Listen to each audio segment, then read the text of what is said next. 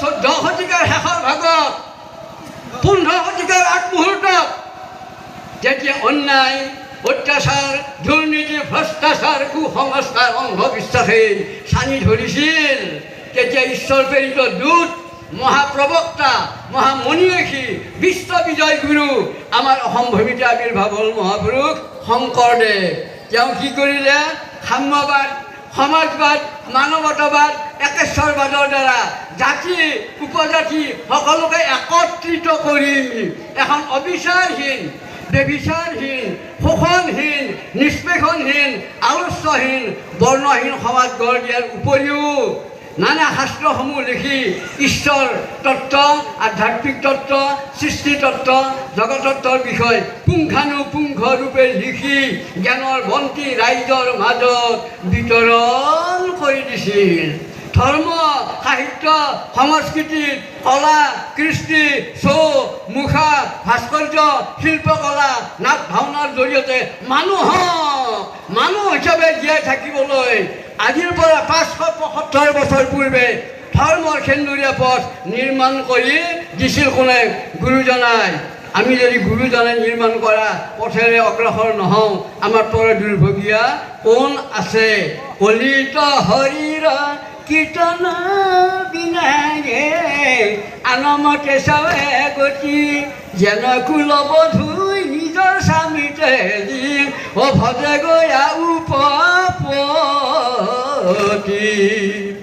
গুৰুজনাই যি সংস্কৃতিৰ বীজ ৰোপণ কৰি থৈ গ'ল তাৰ পৰা নানা সংস্কৃতিৰ উদ্ভৱ হ'ল।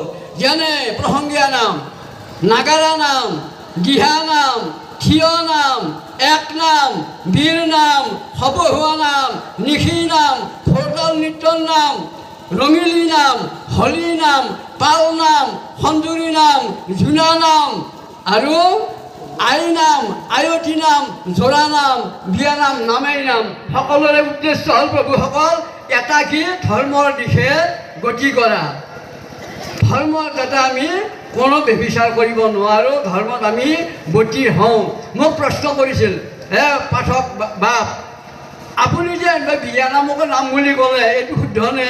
মই বোলো হয় প্ৰভুসকল, যদি ৰামকৃষ্ণৰ নাম গোৱা হয় সেইটো বিয়া নাম, আৰু ৰামকৃষ্ণৰ নাম যদি নলয় গোৱা হয় সেইটো বিয়াৰ গীত হয় নেকি? মই গাই দিয়কচোন বাৰু। মই গায়ে দিলোঁ।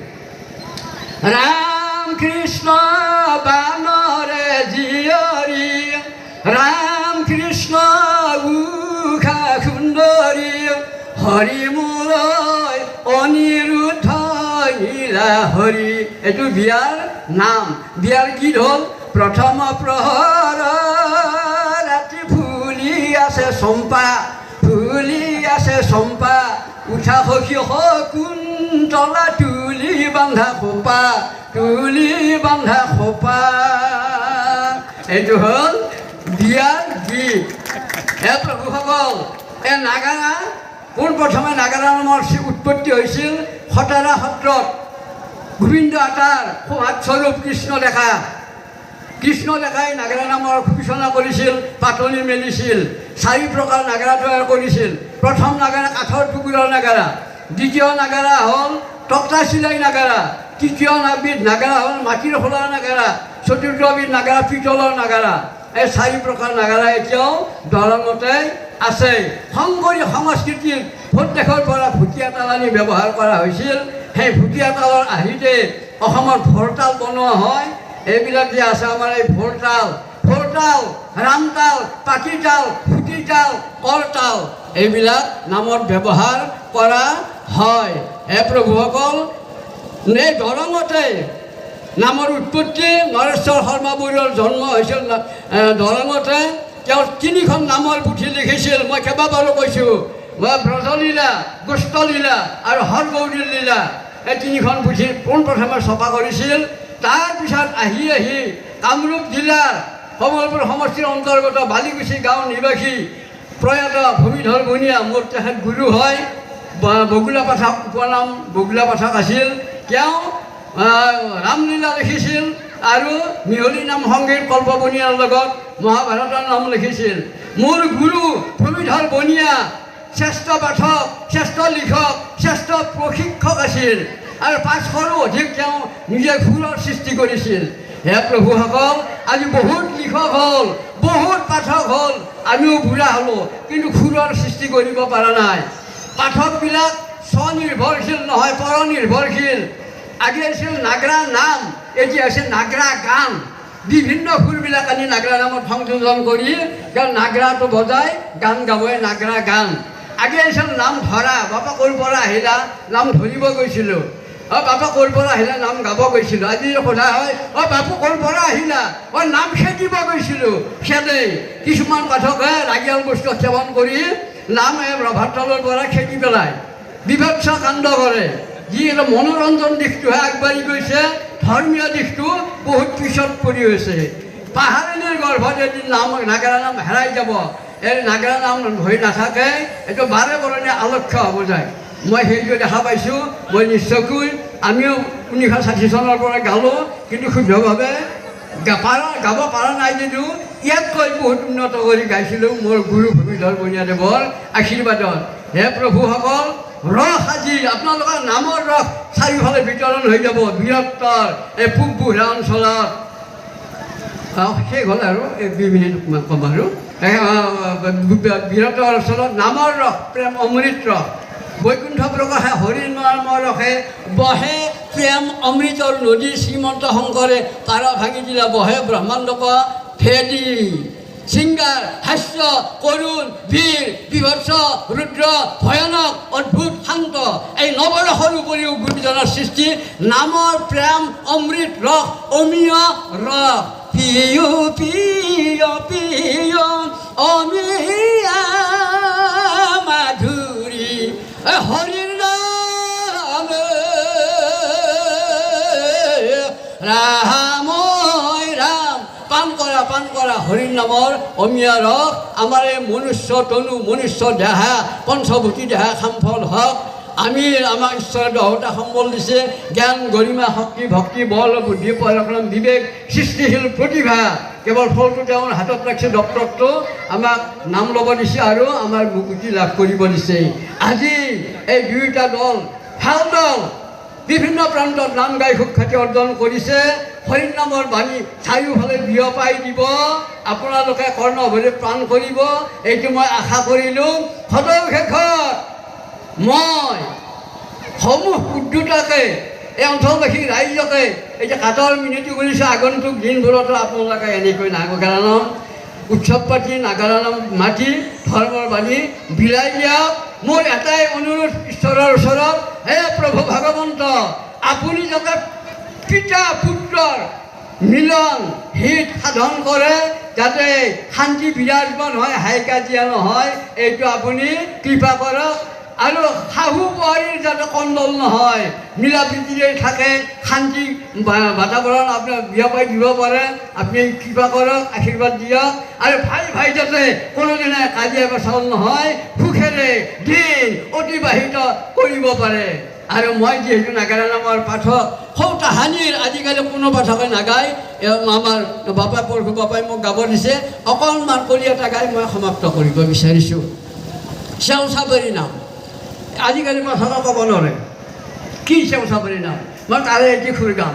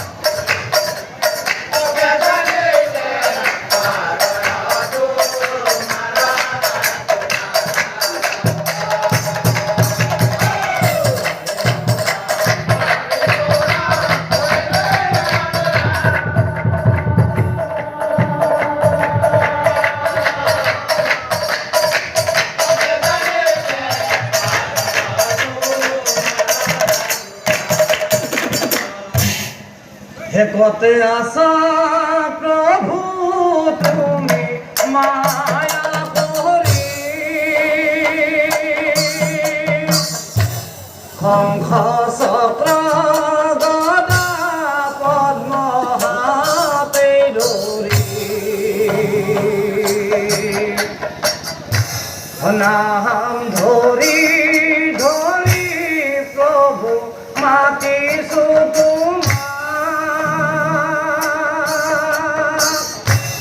ওলাই দেখা দিয়া প্রভু তুমি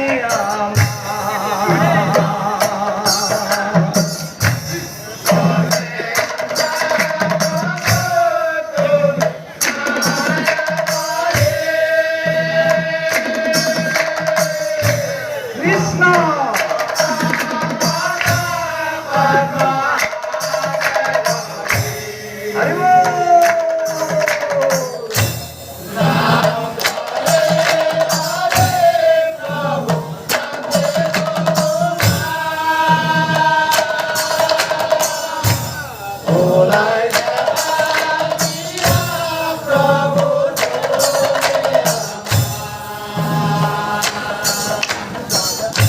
অধূপ দিয়া পূজিম প্রভু পুরি গুচি যায় ধূনা দিয়া পূজিম প্রভু পুরি হয়ে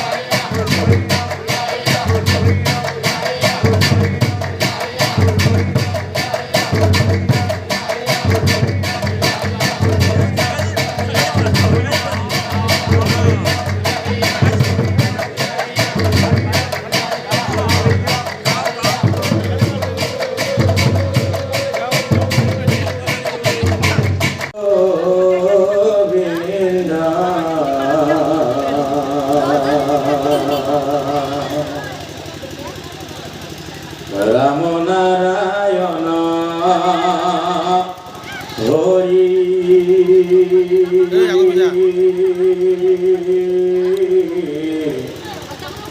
রাম নারায়ণ হরি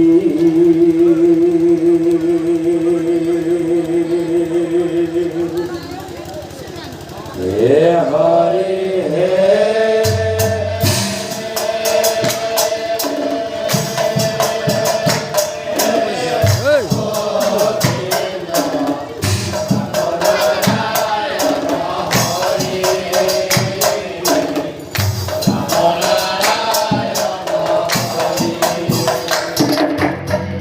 তুমি হে সজন তুমি হে সজন তুমি অগতির গতি তুমি অগতির সরা সরা সরা সরা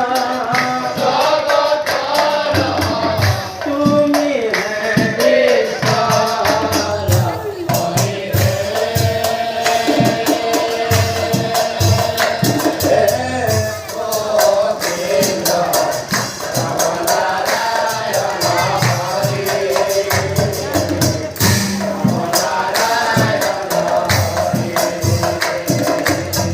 ব্রহ্মাণ্ডর ভিতরে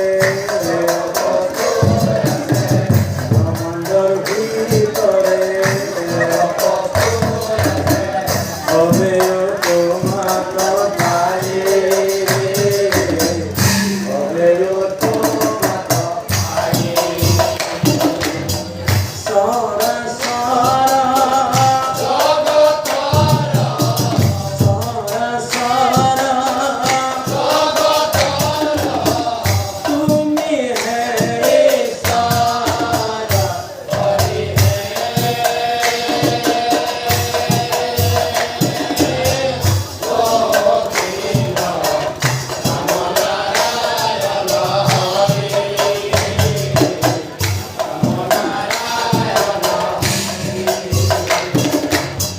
হে প্রভু নারায়ণ দিয়া প্রভু ধরি ফল হতে হতে পক্ষে লোহারা তুমি প্রভু নিত নিরঞ্জন